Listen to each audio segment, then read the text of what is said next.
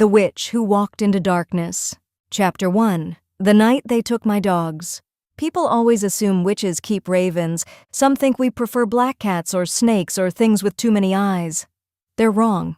My family had 4 legs, muddy paws, wet noses, and tails that could sweep a room clean. Their names were Brim and Moss. Brim was massive, black as burnt oak, with amber eyes that seemed almost human when he looked at me. Moss was smaller, gray with white patches, clever enough to open doors and stubborn enough to ignore every command unless there was food involved. I had raised them from pups, before they could walk, before I could even perform real magic.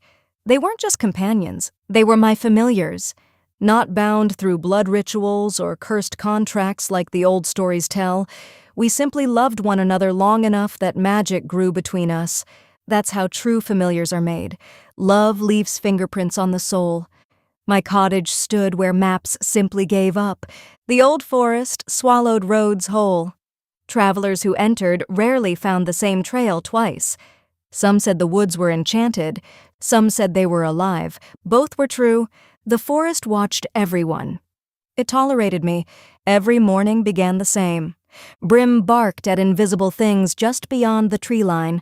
Moss sniffed mushrooms with suspicious dedication before inevitably trying to eat one I'd specifically forbidden. I'd sigh. Not that one. He'd pretend not to hear. Brim would knock him over before he could. That was our life. Simple, peaceful, lonely perhaps. But happy. Villagers from Hollow Creek visited only when desperation outweighed fear. A sick child, a dying crop, nightmares that wouldn't stop. They never smiled when they arrived, never thanked me when they left, yet they always came back. Magic frightened people, until they needed it. Then suddenly, witches weren't so terrible. That evening the rain came early. Cold drops drummed against the moss-covered roof while I stirred moon nettles into a simmering iron pot. Brim slept by the fireplace. Moss snored upside down beneath the table. Outside, something screamed. Not an animal, not human, something in between. Both dogs were awake before I could blink. Every hair along Brim's back stood upright. Moss let out a low growl I'd only heard twice before. Neither moved toward the door. That terrified me more than the scream. Dogs always investigate, unless instinct tells them something should never be approached. The fire suddenly shrank, not naturally, as if darkness itself drank the light. The room became colder. The hanging herbs stopped swaying. Even the rain seemed quieter. Then, 3 slow knocks. Knock. Knock. Knock. No one knocked on my door. Anyone brave enough to reach my cottage simply walked in. I grabbed the ashwood staff leaning beside the hearth.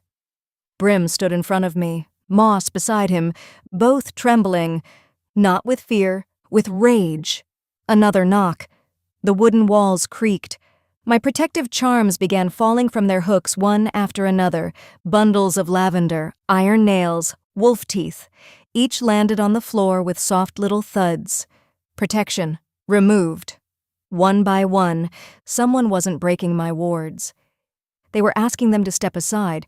Only someone unimaginably powerful could do that. I whispered the oldest spell I knew. Forest. Hide me. Outside. Every bird fell silent. Even the insects stopped. Then a voice answered from beyond the door. I know you're home. The voice sounded ancient. Not old. Ancient. Like wind scraping over ruined castles. I've come for what belongs to me. I own nothing of yours. A chuckle. No. The door opened by itself. He ducked beneath the frame. Tall. Far taller than any man. His black robes drifted like smoke despite the still air. His face. I wish I could describe it. Every time I remember him, it changes. Sometimes he wore antlers, sometimes a crown of branches, sometimes no face at all, only darkness. My memory refused to settle. Only one thing remained constant, his eyes.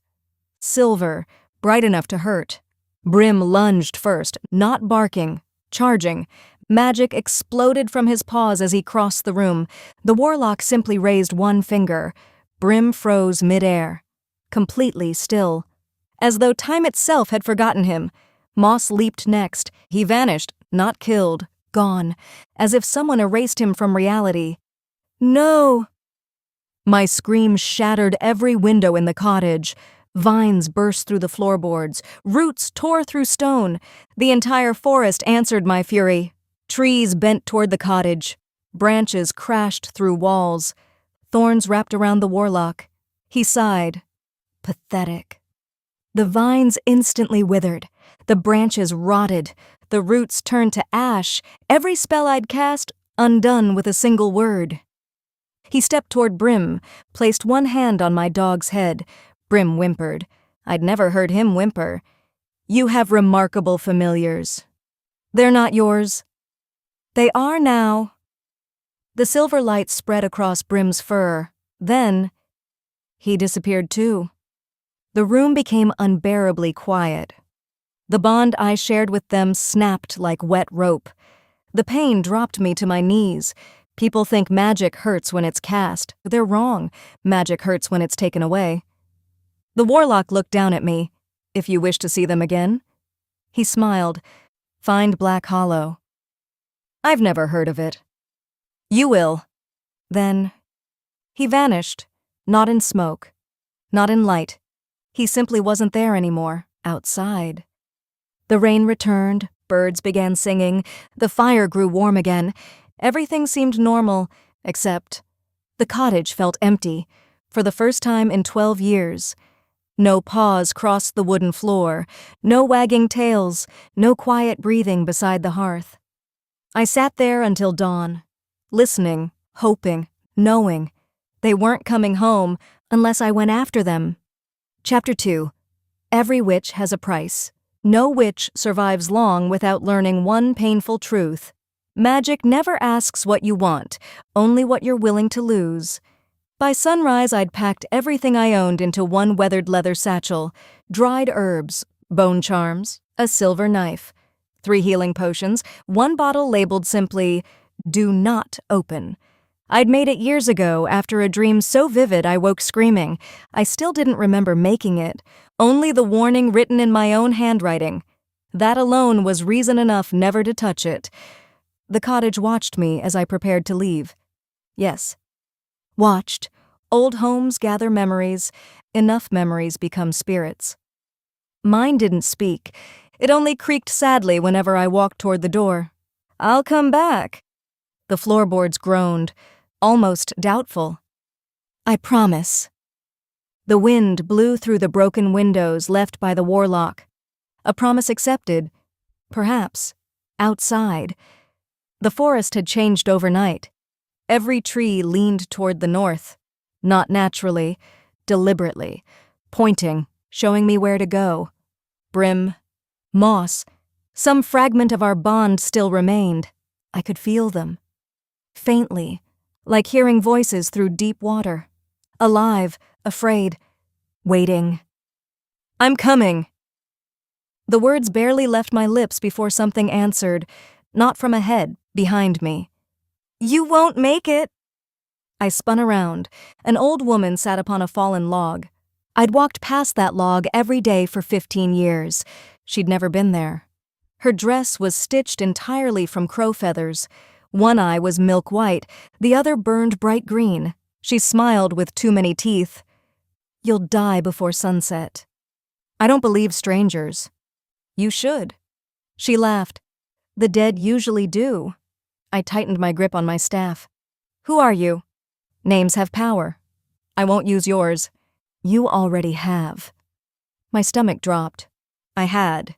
Without realizing it, somewhere in my mind, I'd known her. Impossible.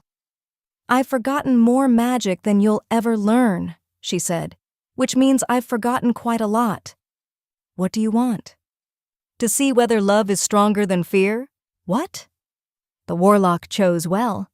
She stood. Every crow in the forest landed around us. Hundreds, silent, watching. He doesn't steal familiars. He harvests them. Ice spread through my chest. What does that mean? He believes love contains the oldest magic. The old woman's smile disappeared. And he's right. A single black feather drifted into my hand. When the moon turns red, he'll sacrifice every familiar he's taken. Why? To wake something buried. What? Her expression became unexpectedly frightened. She whispered, "I don't remember." Then she looked directly into my eyes. Or perhaps, "I refuse to." The crows exploded into the sky all at once. When I looked back, she was gone. Only footprints remained, except they weren't human. They were hoof prints, leading nowhere. I stared at them until a distant howl echoed through the forest. Not a wolf, not quite. It sounded like Brim, weak, far away, but alive. I ran north without another thought. Behind me, my cottage disappeared into the trees. Ahead, the forest slowly grew darker, quieter, and older. Somewhere beyond those endless woods lay a place that wasn't on any map, a place called Black Hollow, and something told me that by the time I found it, I would no longer be the same witch who had left home.